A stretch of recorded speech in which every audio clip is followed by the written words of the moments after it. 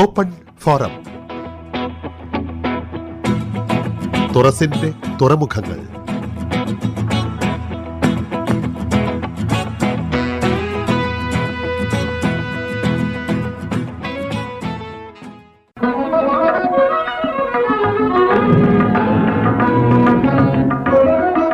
പ്രക്ഷേപണത്തിന്റെ 75 സംവത്സരങ്ങൾ പിന്നിടുന്ന ആകാശവാണി കോഴിക്കോട് നിലയത്തെക്കുറിച്ചുള്ള ഓർമ്മകളുമായി ഒരു പരമ്പര.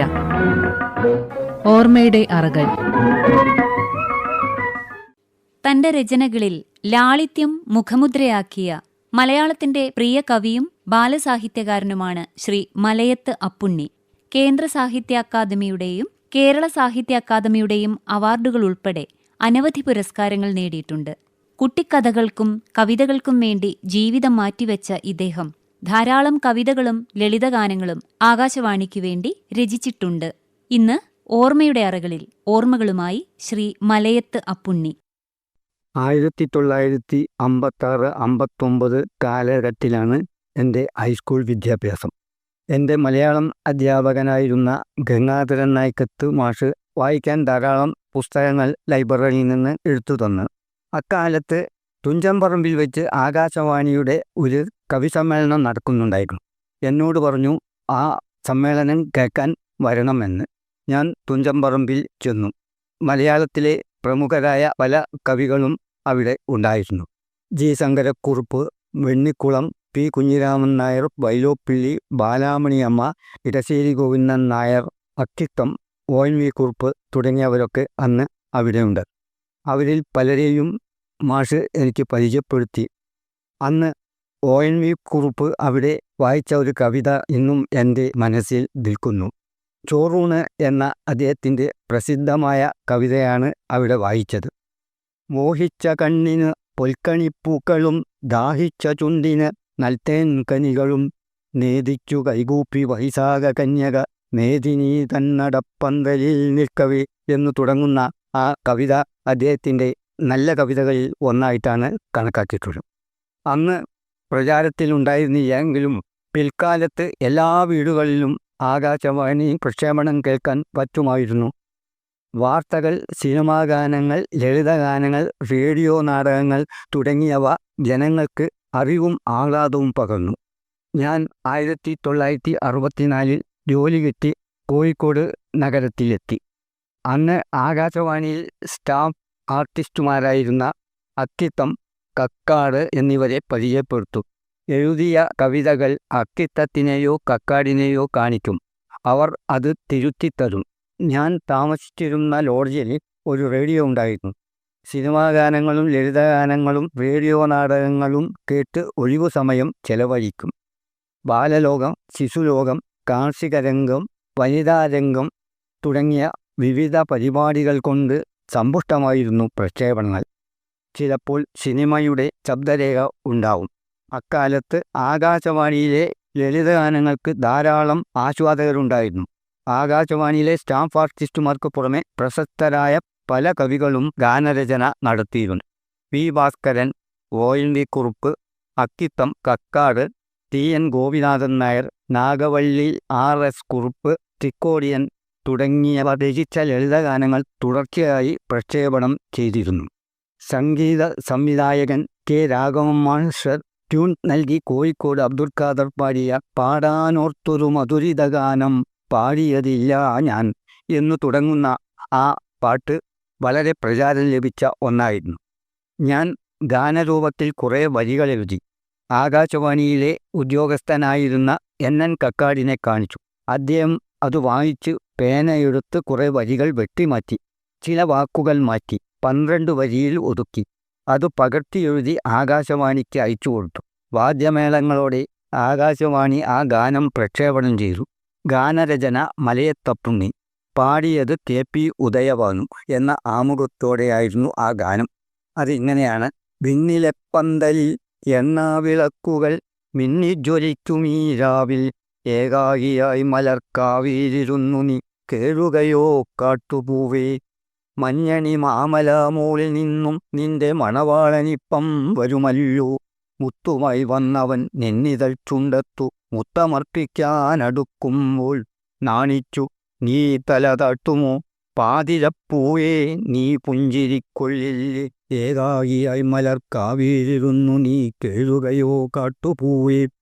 പിന്നീട് ആകാശവാണിയിൽ എൻ്റെ ലളിതഗാനങ്ങൾ തുടർച്ചയായി പ്രക്ഷേപണം ചെയ്യാൻ തുടങ്ങി. ആ ഇടയ്ക്ക് അരമണിക്കൂർ നേരം പ്രക്ഷേപണം ചെയ്യാൻ ഒരു സംഗീത ശില്പം തയ്യാറാക്കി അയച്ചു കൊടുക്കാൻ ആവശ്യപ്പെട്ടു. ആകാശവാണിയിൽ നിന്ന് ഒരു കത്ത്. എങ്ങനെയാണ് എഴുതേണ്ടത് എന്നറിയാതെ പരുങ്ങി അക്കിത്തത്തിൻ്റെ അടുത്തു ചെന്നു.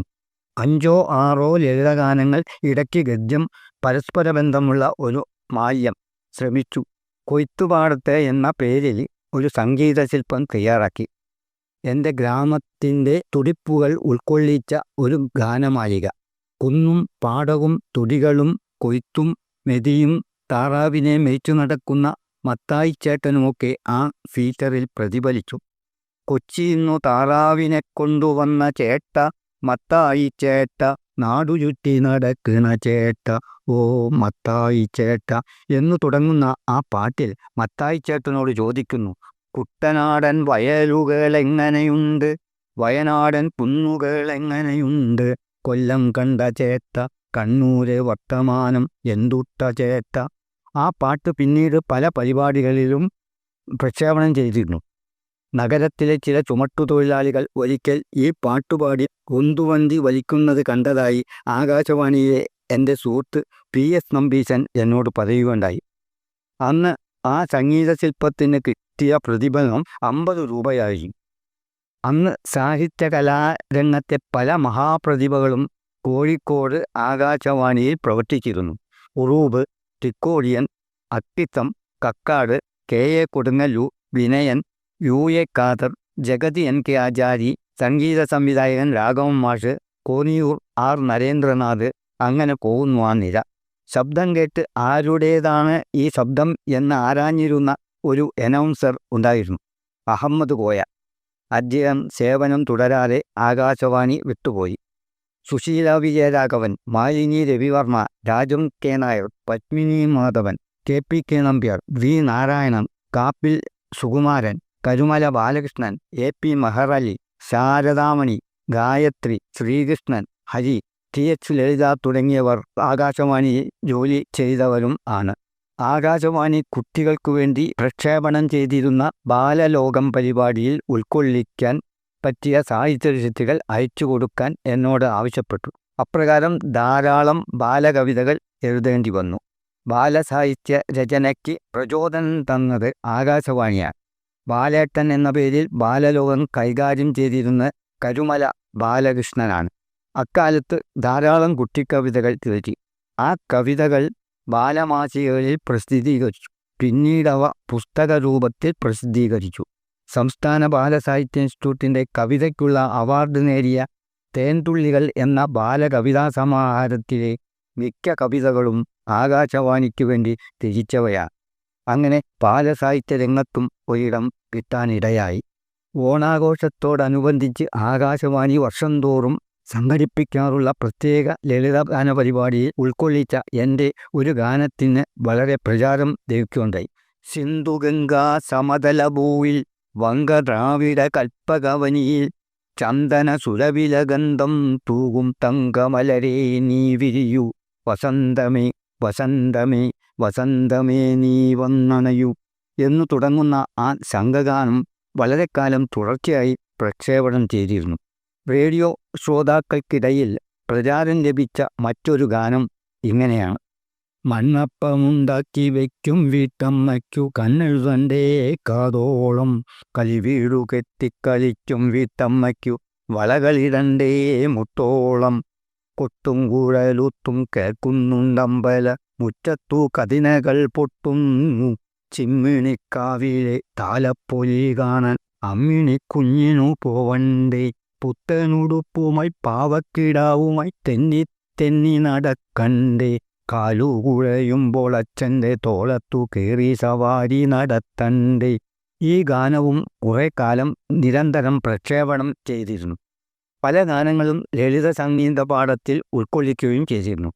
വയനാടൻ കാട്ടിലെ മലങ്കുറവ എന്നു തുടങ്ങുന്ന ഒരു യുഗ്മഗാനം BM ചിദംബരനാഥിൻ്റെ സംഗീത സംവിധാനത്തിൽ KP ബ്രഹ്മാനന്ദൻ, മാധുരി എന്നിവരാണ് പാടിയത്. ആകാശവാണിയിൽ നിന്ന് പലവട്ടം പ്രക്ഷേപണം ചെയ്തിരുന്ന ഗാനങ്ങളുടെ കൂട്ടത്തിൽ ഈ ഗാനവും പെട്ടിരുന്നു. ഞാൻ ജോലി ചെയ്തിരുന്നത് NCC ഡിപ്പാർട്ട്മെൻറ്റിലാണ്. എൻ്റെ ഓഫീസർ കേണൽ ചിന്നപ്പയുടെ ഒരു സുഹൃത്തായിരുന്നു അന്നത്തെ സ്റ്റേഷൻ ഡയറക്ടർ. അദ്ദേഹം ഒരിക്കൽ എന്നോട് വന്ന് ചോദിച്ചു, നിങ്ങൾക്ക് ആകാശവാണിയിൽ ജോലി ചെയ്യാൻ താല്പര്യമുണ്ടോ എന്ന്. ഞാൻ സസന്തോഷം സ്വീകരിച്ചു. ഒരു അപേക്ഷ എഴുതി കൊടുക്കാൻ പറഞ്ഞു. അദ്ദേഹം അത് ഡയറക്ടറുടെ അടുത്ത് കൊണ്ടു കൊടുത്തു. അതുവരെ അവിടെ സ്റ്റാഫ് ആർട്ടിസ്റ്റ് ആവാൻ ഗ്രാജുവേഷൻ വേണ്ട. പിന്നീട് ഒരു മാസം കഴിഞ്ഞപ്പോഴാണ് ഒരു പുതിയ ഓർഡർ വന്നു. ഇനി മുതൽക്ക് ഗ്രാജുവേറ്റ് ആയവർക്ക് മാത്രമേ ഉള്ളൂ. അതുകൊണ്ട് എൻ്റെ പരിഗണിച്ചിരിക്കാൻ പറ്റിയില്ല. പിന്നീട് എൻ്റെ സുഹൃത്ത് PP ശ്രീധരൻ മുനി ആകാശവാണിയിൽ സ്റ്റാഫ് ആർട്ടിസ്റ്റായി വന്നു. പിന്നീട് പ്രോഗ്രാം എക്സിക്യൂട്ടീവായിട്ടാണ് റിട്ടയർ ചെയ്തത്. 1984 ഓണാഘോഷത്തോടനുബന്ധിച്ച് ക്ഷണിക്കപ്പെട്ട സദസ്സിനു മുമ്പിൽ അവതരിപ്പിച്ച ലളിതഗാനമേളയിൽ എൻ്റെ ഒരു ഗാനവും ഉണ്ടായിരുന്നു.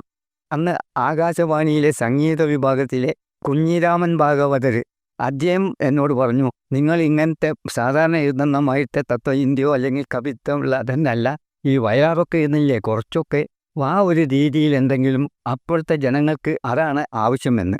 എങ്കിലാവട്ടെ എന്ന് കരുതി ഞാൻ ഒരു പാട്ട് എഴുതി. അത് തുടങ്ങുന്നത് ഇങ്ങനെയാണ്: അറിയാതെ അറിയാതെ വിരലൊന്നു തൊട്ടപ്പോൾ അനുരാഗ വിവശയായി തീർന്നതെൻ്റെ എന്ന് തുടങ്ങുന്ന ആ ഗാനം ട്യൂൺ ചെയ്തത് രാഘവൻ മാഷാണ്. നാണത്തിൻ മുകുളങ്ങൾ വിരിയും നിൻ കവിളത്തു ഞാനൊരു ചുംബനം തന്നാലോ എന്ന 2 വരികളുണ്ടായിരുന്നു. ചുംബനം തന്നാലോ എന്നത് മാറ്റി മഴവില്ലു കണ്ടല്ലോ എന്ന് ചേർത്താണ് മാഷ് ട്യൂൺ ചെയ്തത്. നാണത്തിൻ മുകുളങ്ങൾ വിരിയും നിൻ കവിളത്തു ഞാനൊരു മഴവില്ലു കണ്ടല്ലോ എന്നാക്കി. ആ യുഗ്മാനത്തിൽ സ്ത്രീക്കു വേണ്ടി പാടിയത് പ്രസിദ്ധ സിനിമാ പിന്നണി ഗായിക KS ചിത്രയാണ്. അന്ന് ചിത്ര സിനിമയിൽ പാടാൻ തുടങ്ങിയിട്ടേ ഉള്ളൂ. യുവജനോത്സവത്തിൽ ഗാനമത്സരത്തിൽ 1ാം സമ്മാനം നേടിയ വിദ്യാർത്ഥിനി, രാഘവൻ മാഷയുടെ അജുമ ശിഷ്യ. മാഷ് എന്നെ കുട്ടി ചിത്രയുടെ അടുത്ത് കൊണ്ടുപോയി പരിചയപ്പെടുത്തി. എന്നിട്ട് പറഞ്ഞു, ഞാനൊരു ചെറിയ മാറ്റം വരുത്തിയിട്ടുണ്ട് ആ പാട്ട്. ഈ കുട്ടിയുടെ മുഖത്തു നോക്കി അങ്ങനെ ആനിനെക്കൊണ്ട് പാടിപ്പിക്കാൻ ഒരു മടി. മാഷ് കുലുങ്ങിച്ചിരിച്ചു. പിന്നീട് അത്തരം ലളിതഗാനങ്ങൾ എഴുതാൻ മുതിർന്നിട്ടില്ല. ആകാശവാണിയിൽ കുടുംബക്ഷേമ വിഭാഗം ഉണ്ടായിരുന്നു. വിനയനും UA ഖാദറുമായിരുന്നു ആ വിഭാഗത്തിലെ ഉദ്യോഗസ്ഥന്മാർ. കുടുംബാസൂത്രണ പ്രചരണത്തിന് ഉതകുന്ന കവിതകളും ഗാനങ്ങളും കൂടാതെ ഓട്ടൻതുള്ളലും ഒക്കെ അവർക്കു വേണ്ടി എഴുതി കൊടുത്തിരുന്നു. സാഹിത്യരംഗം, സ്വന്തം കവിത എന്നീ പരിപാടികളിൽ കവിത അവതരിപ്പിക്കാൻ തുടങ്ങി. 1992 റിപ്പബ്ലിക് ദിനത്തോടനുബന്ധിച്ച് വാരണസിയിൽ വെച്ച് നടന്ന ദേശീയ കവി സമ്മേളനത്തിൽ മലയാളത്തെ പ്രതിനിധീകരിച്ച് കവിത വായിക്കാൻ എനിക്ക് അവസരം ലഭിക്കുകയുണ്ടായി. എൻ്റെ കാവ്യരചനയ്ക്ക് വെള്ളവും വളവും തന്ന് വളരാൻ ആകാശവാണി സഹായിച്ചിട്ടുണ്ട്. അക്കാലത്തെ ഓർമ്മകൾ മധുരം പകരുന്നു. മലയാളത്തിന്റെ പ്രിയ കവിയും ബാലസാഹിത്യകാരനുമായ ശ്രീ മലയത്ത് അപ്പുണ്ണിയാണ് ഇതുവരെ ഓർമ്മകൾ പങ്കുവച്ചത്.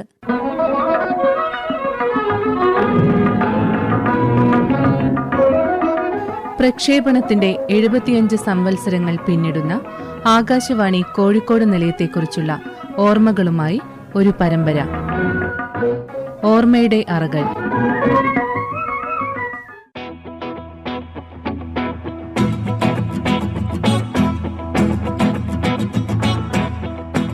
Open forum.